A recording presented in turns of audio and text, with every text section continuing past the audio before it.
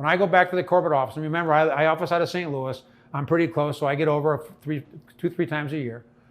I go over, and I'm there a lot, and I see our product made, and I see the people in the plant, and we're building 4,000 to 5,000 a day with 215 males and females, and it's a wonderful story. 95% of everything that goes in our box is domestic. There's a few things that you can't get locally, but if I told you even the staples and glue was domestic, I'd be lying. 95% of and all of our hardwoods and all of our primary items in the box is domestic. When we say made in the USA, we don't reassemble RTA like a cabinet guy bringing in off of containers.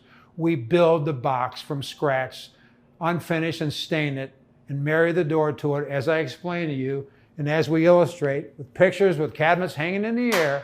So when I say to you 95% domestic, that's pretty fabulous. We're very proud of that.